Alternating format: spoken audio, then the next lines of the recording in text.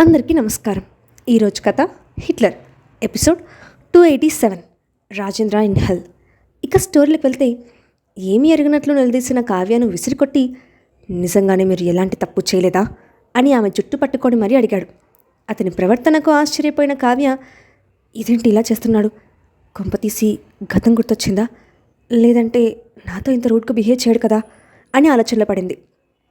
అంతలోనే ఆమె మొండి ధైర్యం ప్రవేశించడంతో నువ్వేమనుకుంటున్నావు విరాట్, ఇప్పటి వరకు నువ్వు చేసింది తప్పు కదా, ఆ విషయం నిన్ను ప్రశ్నించడం నేరమా? గతం మర్చిపోయినప్పటికీ నువ్వు నన్ను మాత్రమే ప్రేమించావు కాబట్టి కళ్ళు తెరిచిన తర్వాత నాతోనే మంచిగా బిహేవ్ చేశావు. అలాంటిది ఈరోజు నన్నే చంపడానికి గన్ గురిపెట్టావా? సరే, నీకంత కోరికగా ఉంటే ఈ క్షణమే నా ప్రాణం తీ. ప్రేమించిన వాడి చేతిలో ప్రాణం పోవడం కంటే గొప్ప మరణం ఏముంటుంది? నిన్ను దక్కించుకోలేని జీవితం ఉన్నా ఒకటే, పోయినా ఒకటే అని అలాంటి పరిస్థితుల్లో కూడా తనకు అనుకూలంగా మార్చుకోవడానికి ప్రయత్నించింది కావ్య. ఛీ, ఆపవే పిశాచి, చేసిందంతా చేసి ఏమీ అరగనట్లు మాట్లాడుకు. శవం కళ్ళ ముందు పెట్టుకొని కూడా ప్రేమ పంచాయతీ పెట్టావు. ఇదేనా నీ ప్రేమ? నువ్వు అసలు నిజంగా నన్ను ప్రేమించావా? నీలాంటి స్వార్థపరురాల్ని నేనెక్కడ చూడలేదు. నీది నిజమైన ప్రేమ అయితే ఈ రాజేంద్రవర్మకి సపోర్ట్ చేయవు. అతను చేస్తున్న తప్పుల్లో పాలు పంచుకోవు. వాడు కుట్రలు చేసిన వెంటనే నా దగ్గరికి వచ్చి చెప్పేదానివి. ఇవేమీ చేయలేదు సరే కదా, నా మెమరీ లాస్ అడ్డం పెట్టుకొని ఎన్నెన్ని నాటకాలు ఆడావో మర్చిపోయావా? నా ముందే నా హాస్ని గురించి అడ్డమైన మాటలు మాట్లాడి తను నాకు దూరం చేయడానికి చాలా ప్రయత్నాలు చేశావు. అదంతా మర్చిపోయావా? నీది ప్రేమ కాదు, స్వార్థం. మీ అందరికీ ఆస్తి అధికారం కావాలి, కానీ నేను కాదు. ప్రేమ అంటే నా హాస్నిది. నన్ను బ్రతికించుకోవడం కోసం తన్ను తాను ఆహుతి చేసుకుంది. బాంబ్ బ్లాస్ట్లో నాకు హాని జరగకూడదని ఒంటరిగా కిందకి దూకింది. ఈరోజు తను ఎక్కడుందో, ఎలా ఉందో, అసలు ప్రాణాలతో ఉందో లేదో కూడా తెలియని పరిస్థితి కల్పించింది మీరు కదా. కడుపున పుట్టిన పిల్లల కంటే నేనే ఎక్కువ అని చెప్పకనే చెప్పింది పిచ్చిది. అందుకే నా సేఫ్టీ కోసం మాత్రమే ఆలోచించింది. ఇంకొకసారి నీ చెత్త కుప్ప లాంటి నోటితో నన్ను ప్రేమిస్తున్నావని చెప్పావంటే అక్కడే చంపేస్తాను. ఇప్పుడు నిన్ను బ్రతకనివ్వాలని లేదు, కానీ రోగిష్టి దానివని వదిలేస్తున్నాను. ఇదే రోగం అడ్డం పెట్టుకొని ఎన్ని డ్రామాలు ఆడావు కదా, వాటికి సిగ్గుతో చితికిపోతూ మిగిలిన జీవితం బ్రతికే. అంతేకాని నా కళ్ళ ముందుకు వచ్చే సాహసం మాత్రం చేయకు అని గట్టిగా వార్నింగ్ ఇచ్చి బయటికి వెళ్ళిపోయాడు. అతని మాటలకి నిర్ఘాంతపోయింది కావ్య. ఇన్నాళ్ళు అతన్ని దక్కించుకోవడానికి తను చేసిన ప్రయత్నాలన్నీ వృధాగా పోవడంతో పాటు అతని దృష్టిలో తన స్థానం మరింత దిగజారిపోవడం ఆమె తట్టుకోలేకపోయింది. ఒక్కసారిగా తనలోని ప్రాబ్లం బయటపడి ఆమె స్పృహ కోల్పోయింది. ఆ విల్ల నుండి బయటకు వచ్చి కారెక్కిన విరాట్ వెంటనే వెళ్ళి కావ్య పర్సనల్ మేడ్ మంగని తీసుకురా అని ఆజ్ఞాపించాడు. అప్పటి వరకు విరాట్ చేసిన మారణకాండ చీకట్లో నిలబడి చూస్తూ కోయబారిపోయిన మంగను మెడపట్టి లాక్కొచ్చి విరాట్ కాళ్ళ దగ్గర పడేశాడు దాస్. అదే సమయంలో విరాట్ చూసిన చూపు అర్థం చేసుకున్న దాస్ ఆమె మెడను కోడి మెడ విరిచినట్టు విరిచేశాడు. కనీసం తన ప్రాణాలు ఎవరు తీశారో కూడా తెలుసుకోకుండానే ఆమె చనిపోయింది. అప్పటి వరకు టెర్రస్ మీద నిలబడి ఒక ముఖ్యమైన కాల్ మాట్లాడి కిందికి వచ్చిన మహేంద్రవర్మకు తల్లి గది నుండి అరుపులు వినిపించడంతో అటుగా వెళ్ళి అక్కడ పరిస్థితిని చూసి షాక్ అయిపోయాడు. అక్కడ కాళ్ళకి తగిలిన బుల్లెట్ వల్ల గాయపడిన తల్లి, అతి పైశాచికంగా కత్తిపోట్లకు గురై ప్రాణాలు పోగొట్టుకున్న తండ్రి, స్పృహలో లేని కావ్య కనిపించి తీవ్రమైన షాక్కి గురయ్యాడు. అదే సమయంలో అక్కడికి వచ్చిన కొడుకును చూసి వసుమతి మరింతగా ఏడుస్తూ, ఓరే మహి, మీ నాన్నను చూడరా, ఆ విరాట్ అన్యాయంగా మీ నాన్నను చంపేశాడు. అది కూడా కత్తితో పొడిచి పొడిచి మరి చంపేశాడు. కనీసం సొంత బాబాయ్ అని కూడా లేకుండా కనికరం కూడా లేదు. అప్పటికి శాంతించిన రాక్షసుడు నన్ను షూట్ చేసి కావ్యను మాటలతో చిత్రహింసలు పెట్టాడు. నేను ఆల్రెడీ పోలీసులకు ఫోన్ చేశాను. ఎలాగైనా వాడిని అరెస్ట్ చేయించు, చేసిన తప్పులకు కటకటాల వెనక్కినట్టు అని గట్టిగా చెప్తూ పెద్ద పెట్టున ఏడ్చింది. ఆ మాట వినడంతోనే వేగంగా తండ్రి శవం దగ్గరికి వెళ్ళాడు. అతి భయంకరమైన చావు బారిన పడిన తండ్రిని చూసి అతని గుండె తరుక్కుపోయింది. అతని శరీరం మీద చేయి వేయబోయిన తండ్రి గుండెల మీద కనిపించిన కత్తిని చూశాడు. ఆ కత్తితోనే నా తండ్రిని పొడిచి చంపి చిక్కడే వదిలి వెళ్ళడంలో అతని ఉద్దేశం ఏంటి? నేను ఈ వెపన్ ఉపయోగించి అతన్ని ఇరికించవచ్చు, జీవితాంతం జైల్లోనే పెట్టవచ్చు, కానీ దానివల్ల ఏమైనా ఉపయోగం ఉందా అని ఆలోచనలో పడ్డాడు. కానీ అతనికి ఎలాంటి ఉపయోగం లేదని అర్థమై ఆ కత్తిని ముట్టుకోకుండా అలాగే వదిలేశాడు మహేంద్రవర్మ. అంతలైన డాక్టర్, పోలీసులు ఇద్దరు ఒకేసారి రావడం, ఆ ప్రదేశం అంతా చెక్ చేసి రాజేంద్ర ఫోటోలు తీయడం అన్ని క్షణాల్లో జరిగిపోయాయి.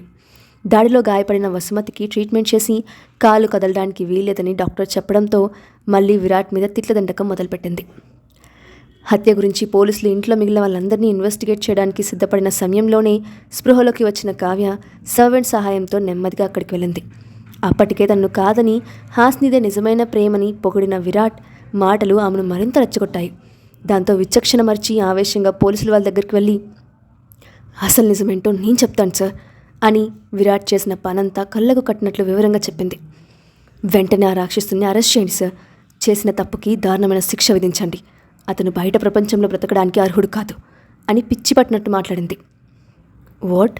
ఈ అమ్మాయికి పిచ్చిగట్ట పట్టిందా? చీమ మోపిన నింద కారణంగా తన కనుసైగతో యావత్ దేశాన్ని శాసించే విరాట్ గారిని అరెస్ట్ చేయాలా? అది సాధ్యమవుతుందా? అసలు ఈ అమ్మాయి మాటల్లో నిజమెంత అని ఆలోచనలో పడ్డారు పోలీసులు. కానీ వాళ్ళ ముందు అవన్నీ బయట పెట్టకుండా, తప్పకుండా మా ప్రయత్నం మేము చేస్తాం మేడం, తప్పకుండా అసలు నేరస్తుడికి శిక్ష పడేలాగా చేస్తాం అని క్లియర్గా చెప్పారు. అయితే అక్కడ ఇన్వెస్టిగేషన్ జరుగుతున్న సమయంలో కనీసం ఒక్క మాట కూడా మాట్లాడలేదు మహేంద్ర. విరాట్ లాంటి పవర్ఫుల్ వ్యక్తిని ఎదిరించడం, అరెస్ట్ చేయడం సాధ్యం కాదని అతనికి తెలుసు. అందుకే సైలెంట్గా తండ్రి మృతదేహం వైపు చూస్తూ ఉండిపోయాడు. కాసేపటికి రాజేంద్ర వర్మ అంతిమయాత్రకి రంగం సిద్ధమైంది. ఒక యంత్రంలా పనులన్నీ చేస్తున్న కొడుకును పిలిచి, కన్న తండ్రి చచ్చిపోతే కనీసం నీ కంటి నుండి ఒక్క కన్నీటి బొట్టు కూడా రావట్లేదు. ఇంత నిర్దనీయంగా ఎప్పటి నుంచి మారిపోయావు మహేంద్ర? కనీసం మీ నాన్నను చంపిన రాక్షసుడికి కూడా శిక్ష పడేలా ప్రయత్నించలేదు. నీకు కొంచెం కూడా బాధ లేదా అని ఆవేశంగా ప్రశ్నించింది వసుమతి. ఆమె ప్రశ్నకు ఒక్క క్షణం బొమ్మలా బిగుసుకుపోయిన మహేంద్ర కాసేపటికి తేరుకొని, ఏం మాట్లాడుతున్నావమ్మా? నాకు బాధ లేదని నేనెప్పుడు చెప్పాను? ఆయన నా కన్న తండ్రి. బాధ ఉండకుండా ఎలా ఉంటుంది? అలాగని మీలా ఏడుస్తూ కూర్చోలేను కదా. మిగిలిన ఏర్పాట్లు కూడా చేయాలి. కనీసం కాసేపైనా పనికిరాని ఆలోచనలు చేయడం మానేసి కాలు జాగ్రత్తగా చూసుకో అని చెప్పి బయటికి నడిచాడు మహేంద్ర. అప్పటికే పోలీసులు తండ్రి మృతదేహాన్ని పోస్టుమార్టంకే తరలించడంతో వాళ్ళ వెంట హాస్పిటల్కి వెళ్ళాడు. అక్కడ ప్రాసెస్ ముగించుకొని భారమైన మనసుతో తండ్రి పార్థివ దేహాన్ని తీసుకొని తన విల్లాకి బయలుదేరాడు మహేంద్ర.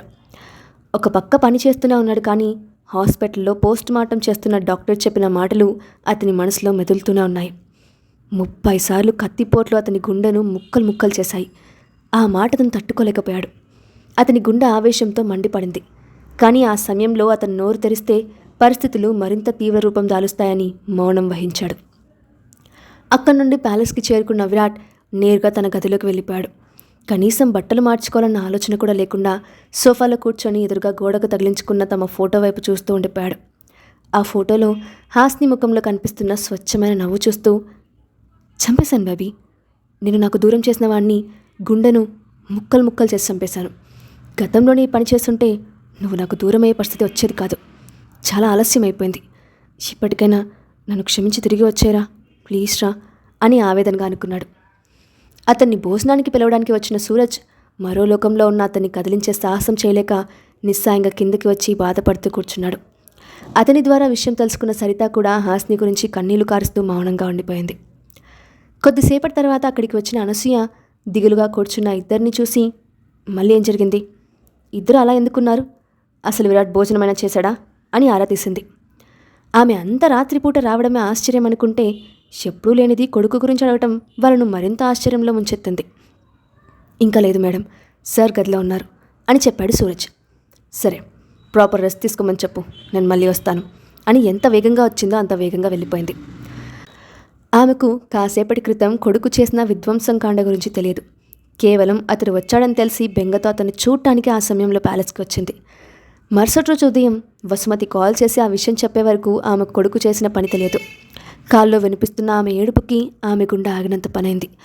అసలు రాజేంద్రవర్మను చంపాల్సిన అవసరం విరాట్కి ఎందుకు వచ్చింది అని ఆలోచిస్తున్న ఆమెకు దాస్ మాటలు గుర్తుకు రావడంతో, నేను మళ్ళీ పొరపాటు పడ్డానా అని ఆలోచనలో పడింది. ఇంతలో ప్యాలెస్లో ఉన్న సూరజ్కి ఏదో ఆలోచన రావడంతో వెంటనే అనసూయకు కాల్ చేసి విరాట్కి గతం గుర్తొచ్చిన విషయం చెప్పాడు. వాట్? నువ్వు చెప్తుంది నిజమేనా? అంటే పిల్లల గురించి నేను చేసింది కూడా అని ఆందోళనగా అడిగింది. అంతా తెలిసిపోయింది మేడం అని చెప్పాడు సూరజ్. ఆ మాటతో కాల్ కట్ చేసి, అంటే విరాట్కి తన మొదటి సంతానం విషయంలో నేను చేసినదే కాదు, గతం మర్చిపోయిన తర్వాత హాస్ని విషయంలో నేను చేసిన పని కూడా తెలిసిందా? కానీ అదంతా నేను తన మంచి కోసమే కదా చేశాను. కొడుకు బాగు కోసం ఏ తల్లైనా ఆలోచించదా? దానికి నన్నెలా తప్పుపడతాడు అని తనలో తానే ఏదేదో ఆలోచించుకుంటూ ఆందోళన తగ్గించుకునే ప్రయత్నం చేసింది. అంతలో నువ్వు ఎలాంటి తప్పు చేయలేదా అని మనస్సాక్షి ఎదురు తిరగడంతో నేను ఎలాంటి తప్పు చేయలేదు. ఆ సమయంలో హాస్ని అలాంటి టెస్ట్ చేయించుకోకపోతే నా కొడుకు ఎప్పటికీ మోసపోతూనే ఉంటాడు. నేనుండగా తనను అబద్ధంలో బ్రతకనివ్వను. నేను చేసింది న్యాయమే అని తనను తాను సమర్థించుకుంది. కనీసం అప్పటికి కూడా ఆమె నిజానిజాలు అర్థం చేసుకునే ప్రయత్నం చేయలేదు. ఇక ఉండబట్టలేక కొడుకుతో మాట్లాడడానికి ప్యాలెస్కి వచ్చింది. కానీ ఆమెకు ధైర్యం సరిపోలేదు. తన పొరపాటుగా ఏమైనా విన్నదేమో అన్న ఉద్దేశంతో మరొకసారి ఆ విషయం గురించి సూరజ్ దగ్గర ప్రస్తావించి నిజమేనని తెలియడంతో లోపలే కలుగుతున్న కంగారును కంట్రోల్ చేసుకోలేక వేగంగా వెళ్ళిపోయింది. అదేంటి సూరజ్, ఇప్పుడే కదా వచ్చారు, అప్పుడే ఎందుకు వెళ్ళిపోయారు? అయినా సార్కి గతం గుర్తొచ్చిందని ఎందుకు చెప్పావు? ఆమె పని కట్టుకొని భయపెట్టడానికి కాకపోతే అంత అవసరం ఏమొచ్చింది అని అడిగింది సరిత. ఆ మాటకి ఆమె వైపు సూటిగా చూస్తూ, సార్ పడుకొని 3 రోజులైంది. ఆయన అంత వేదన పడుతూ ఉంటే దానికి కారణమైన వాళ్ళు ప్రశాంతంగా ఉండాలా? వాళ్ళు కూడా చేసిన తప్పులకి ఎంతో కొంత కంగారు పడాలి కదా అని స్పష్టంగా చెప్పాడు. అది ఎలా సాధ్యం? 3 రోజులుగా నిద్ర లేకుండా ఎలా ఉన్నారు అని కంగారుగా అడిగింది సరిత. ఆయన మనసులో ఉన్న బాధ అలాంటిది. ఆయన ఎన్ని రోజుల నుండి సరిగ్గా తిన్నారో తెలియదు, కానీ ప్యాలెస్కి వచ్చిన దగ్గర నుండి తినడం, నిద్రపోవడం, కనీసం బట్టలు మార్చుకోవడం కూడా నేను చూడలేదు. 3 రోజులుగా సోఫాలో కూర్చొని ఆలోచనలతో గడిపారు.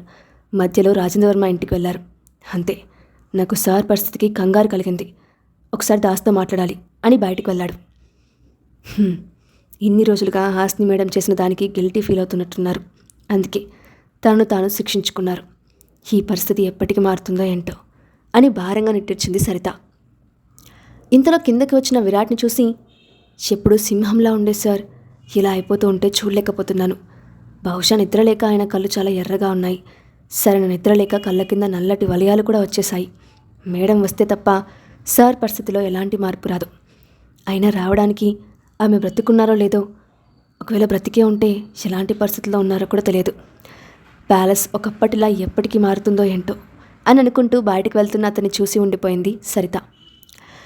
కారులో బయలుదేరిన విరాట్ కాసేపటికి హాస్ని తండ్రి బలరాం విల్లాకు చేరుకున్నాడు. ఇంట్లోకి ఎంటర్ అయిన అతను నేరుగా బలరాం ఫోటో ముందుకు వెళ్ళి దీపం వెలిగించి, మీ కూతురు ప్రమాదంలో పడేలా చేశానని నా మీద కోపంగా ఉంది కదా, నాకు తెలుసు. కానీ నన్ను నమ్మండి, మీ అమ్మాయికి ఏమీ కానివ్వను. ఎక్కడున్నా వెతికి తీసుకొస్తాను. ఆమెను వెతకడంలో మీరు కూడా నాకు సహాయం చేస్తారు కదా అని మనసులోనే అడిగాడు విరాట్. అతను లోపలికి వెళ్ళిన కాసేపటికి మరొక వ్యక్తి ఆ ఇంటికి వచ్చారు. బయట ఉన్న కారు ఎవరిదో గుర్తుపట్టి లోపల అడుగుపెట్టిన వ్యక్తి నేరుగా విరాట్ ముందుకు వెళ్ళి కోపంగా చూస్తూ నిలబడ్డాడు. ఇంతకే వచ్చిన వ్యక్తి ఎవరు? వాళ్ళ వల్ల విరాట్కి కొత్త సమస్యలు వస్తాయా? రాజేంద్రవర్మ మర్డర్ కేసులో విరాట్ను అరెస్ట్ చేస్తారా? అసలు మహేంద్ర ఎందుకు సైలెంట్గా ఉన్నాడు? ఇంతకీ హాస్ని పిల్లలు ఏమయ్యారు? నెక్స్ట్ పార్ట్లో చూద్దాం. Thanks for watching.